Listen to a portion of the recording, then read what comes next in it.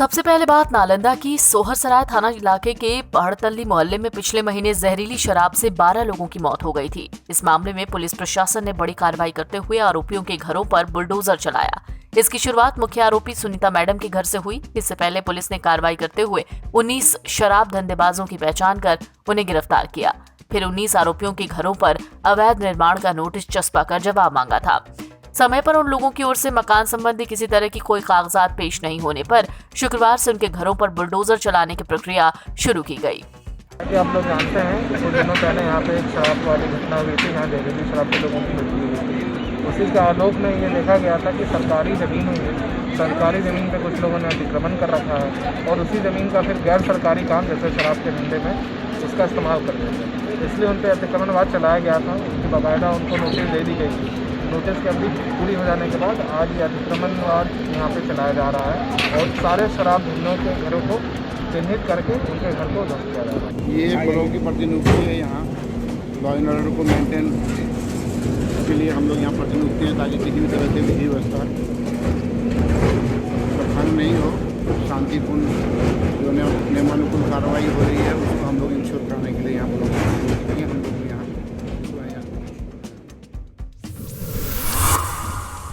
पूर्णिया के रानीपत्रा में किसान श्री से सम्मानित शशि भूषण सिंह के खेतों में उपजी रंग बिरंगी गोभी इन दिनों इलाके में चर्चा का विषय है। किसान शशि भूषण ने वैज्ञानिक विधि से रेज वेज तकनीक के जरिए अपने खेतों में कई रंगों की गोभी लगाई, जो देखने में तो खूबसूरत है ही, खाने में भी पौष्टिकता और औषधीय गुणों से भरपूर है।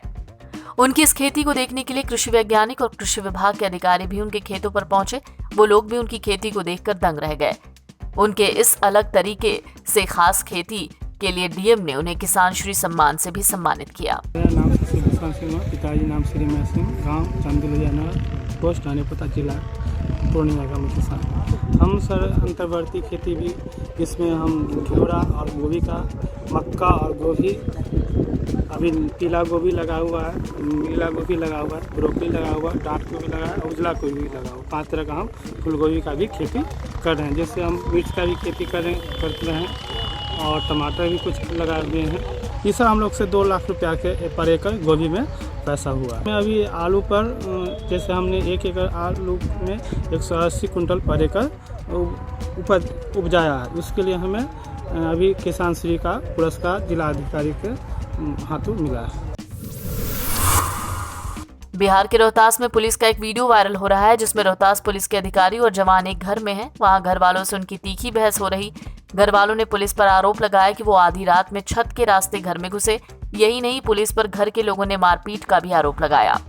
इस घर में शादी का माहौल था। यही नहीं, पुलिस पर जबरन दुल्हन का कमरा खुलवाने के भी आरोप लगे। घटना रोहतास जिला मुख्यालय सासाराम के लखनऊ सराय मोहल्ले की बताई जा रही है। हालांकि वायरल वीडियो की पुष्टि हम नहीं कर रहे, लेकिन वीडियो वायरल होने से लोगों में आक्रोश है। वहीं रोहतास पुलिस मामले में चुप्पी साधे हुए है। राष्ट्रीय राजमार्ग संख्या 139 के झारखंड में 4 लेन हो जाने के बाद बिहार में भी इस मार्ग के चौड़ीकरण का रास्ता साफ होता दिख रहा है। यहाँ इसे 4 लेन का किया जा रहा है। इसी के साथ वो दिन दूर नहीं जब इस सड़क पर यात्रा के दौरान जाम दूसरी परेशानियों से लोगों को राहत मिलेगी। वित्तीय वर्ष 2022 से 23 के आम बजट में केंद्र सरकार ने प्रधानमंत्री गति शक्ति योजना का खाका तैयार किया है, जिसमें 7 पॉइंट में सड़क भी है। इसी के तहत औरंगाबाद के सांसद सुशील कुमार सिंह ने बिहार में NH 139 की 4 लेनिंग के लिए गंभीरता से पहल कर दी है तेज।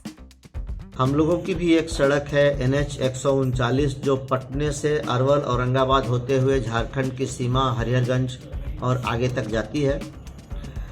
हम लोगों की पुरानी मांग है कि इस सड़क का चौड़ीकरण किया जाए और इसे 4 लेन में परिणत किया जाए। हम उम्मीद करते हैं कि यह जो बजटरी सपोर्ट मिला है 48,000 करोड़ रुपए का, जिसके तहत 25,000 किलोमीटर नए नेशनल हाईवेज बनाए जाएंगे, तो हम अपनी मांग को फिर से मजबूती से आगे बढ़ाएंगे और उम्मीद करते हैं कि पटना औरंगाबाद सड़क 4 लेन होगी। मुजफ्फरपुर स्मार्ट सिटी मिशन के तहत हाथी चौक स्थित ध्वजा प्रसाद साहू स्मृति पार्क के सौंदर्यीकरण होना है। 5 करोड़ 20 लाख की लागत से ये काम होना है। एजेंसी को इसका वर्क ऑर्डर भी जारी कर दिया गया है। पथ निर्माण विभाग और BSNL की ओर से NOC नहीं मिलने की वजह से अब तक इसके सौंदर्यीकरण का काम शुरू नहीं हो पाया। इस बीच इस पार्क का इस्तेमाल मुजफ्फरपुर स्मार्ट सिटी मिशन के तहत बनने वाले नालों के सामान को रखने के लिए गोदाम के तौर पर किया जा रहा है। इसको लेकर स्थानीय लोगों में नाराजगी है।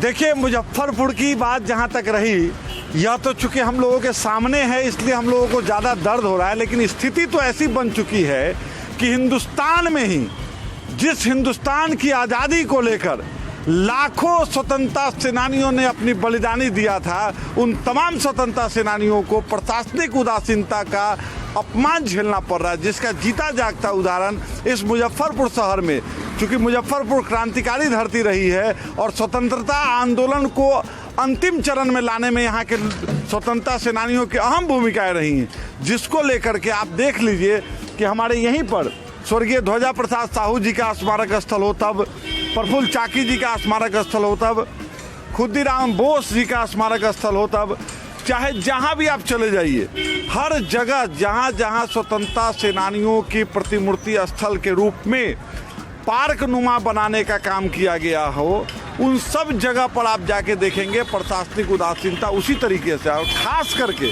प्रशासनिक उदासीनता में भी सबसे ज़्यादा अगर किसी का कहर इन लोगों के ऊपर आ रहा है तो वो है नगर निगम।